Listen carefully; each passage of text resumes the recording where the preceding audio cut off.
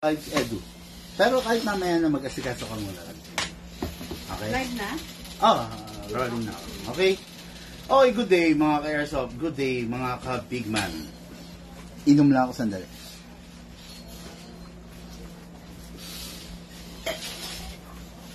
Ka-airsoft natin ngayon from Quezon Province. Humabol sa gunman. Konting ano lang, no? Regarding sa gunban. Guys, no?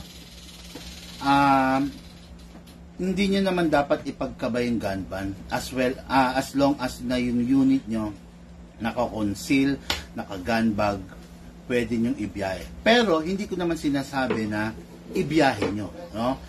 Medyo nagulong kayo ron, no?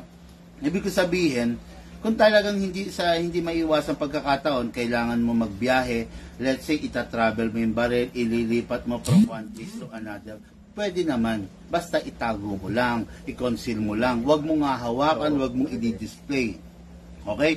Pero, kung kayang iwasan nyo munang ibiyahe siya. Okay? Kasi, syempre, mas maganda, makasunod tayo rin sa sa implemento, IR na lang, no?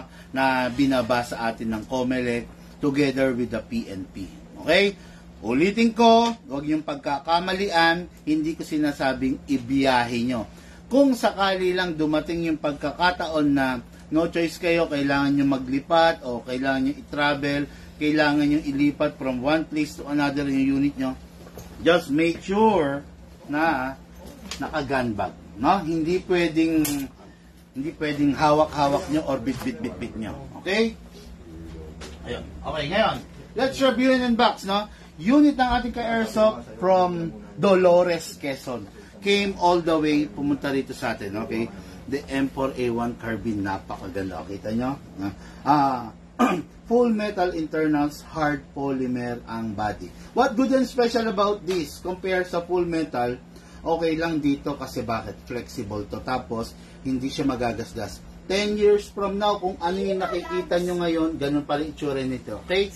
Kahit anong gawin mo, kahit ikaskas mo yan, kahit malaglag yan, hindi magagasgas yan dahil hard polymer.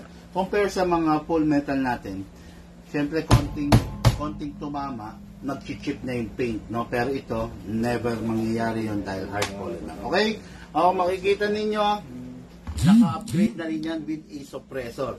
Tapos naka-inner barrel na rin. Ayun. Ayan. Yung suppressor na yan, hindi dami yan. Mesilby yan. Okay? Kasi yung ibang suppressor, design lang, pero yan, Mesilby yan. Kumbaga, to guard and protect the inner barrel na naka-install. Ayun, no? Ayan, no? Ayan, no? Diba? Ayan, okay? Kaya maganda yan, okay? Ngayon, start natin yung review and unbox. Sir, start na. Release the magazine. Grabe si Sir. Pakita ko ang pangalan, Sir. Dexter po. Si Sir Dexter. Guys, tignan nyo. Nanliit si Big Man. Si Big Man palapad. Si Sir Dexter, ang laki. Tignan nyo. Grabe, oh. Yun, oh. Tignan nyo. Tama na sa kisame. Hello, Sir. Nga pala, Sir Dexter. Hello. Sir Dexter and Company. Ayun. Ayun. Sir. May gusto ba kayong batiin? Wala na. Mga Marites sa Dolores, ay i-shout out. Okay na po. Okay. So, unit nila. So, lagyan natin ng battery. Ito, fully adjust to. No? Fully na-adjust siya. Depende sa haba. Si Sir kasi, napansin ko, no, mahaba yung braso niya, yung reach niya, mahaba. So, kailangan i-adjust niya to. Okay? Pero, kung ayaw mo naman naka-adjust, nakasagad na. O yan. Mas focus ka. Okay? Ngayon, to adjust, press lang, no? Para alisin mo siya, para maalis dahil maglo-load tayong battery, instead of pressing, hatak. Hatak, then slide. Okay, so this is the tube kung saan natin ilalagay yung battery. Lagay muna natin, no?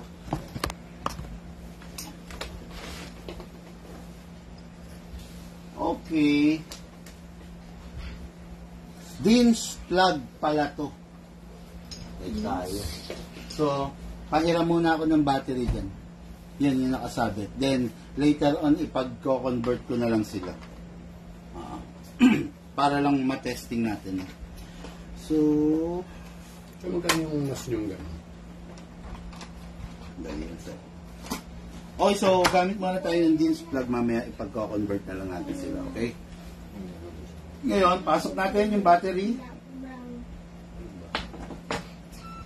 Okay. So, okay na yan. Single fire. Rapid fire. Ngayon, dako tayo rito. This is the magazine. Maximum of 300 rounds. By the way, sir, yung battery, charge nyo lang siya ng 2 hours. Whichever comes first, mapuno or hindi, bunutin nyo muna pagpahingahin nyo. Yung battery lifespan, 2 years lang. After 2 years, mabilis na mag-lobat yan. Yung 1 full charge equivalent to 10 magazine. Each magazine is 300 rounds. Kaya marami-rami yung putok. Tapos, okay. Look kayo yung bala. Wala na akong bala dito.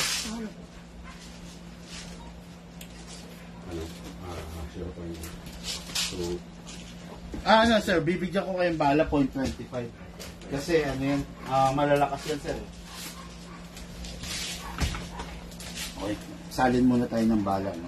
300 rounds, kasya rito, pasok dito.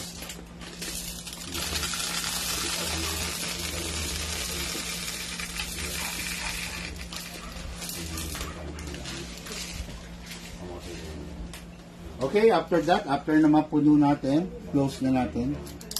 Tapos, may gear sa ilalim kamot. Hanggang sa makita nyong mapuno to.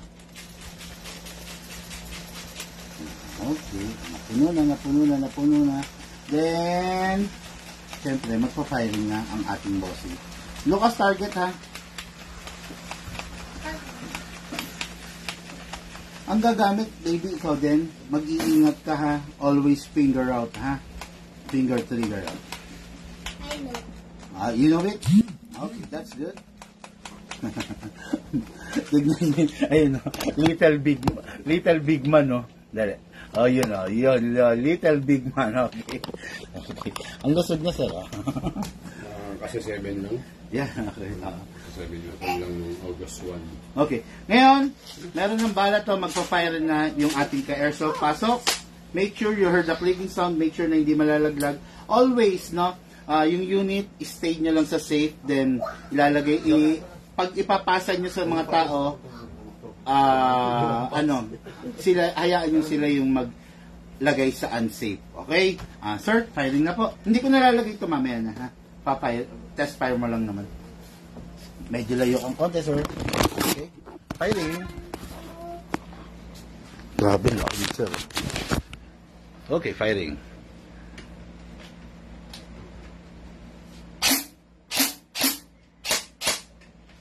Try mo, okay, then try mo yung rapid fire.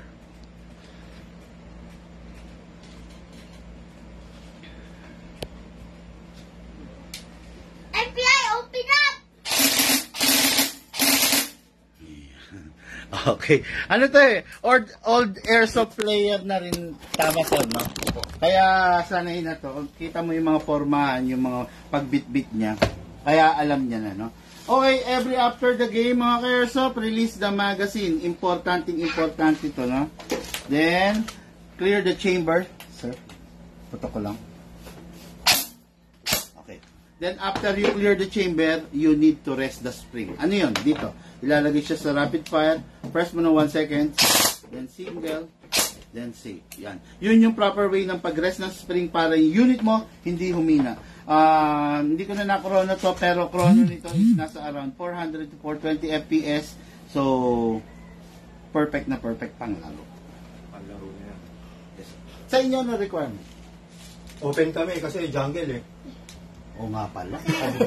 Nilalaki ng site nga pala ron. Jungle. Jungle yung laro namin eh. Kaya pag Kasi ano, minsan naka-open sa kami. Escudero, ano? Oo. Sa Villa Sa Escudero. lang mismo ng Villa Escudero kasi si Hans, yung anak ni Julim po, nakakalaro namin, kagrupo namin yun eh. Okay. Kaya minsan doon kami sa loob ng Escudero. Minsan naman, pag ini-invite kami ng mga taga-Lucena, sa once, dumadali. Since ganon, bigyan na lang kitang libreng upgrade spring. Para kung sakaling i-upgrade mo na, malaka. Kasi 420, kung open sila, 420 ka, lugi ka. Oo. Diba? Ma-reach mo man lang ng 500, lalabang ka na.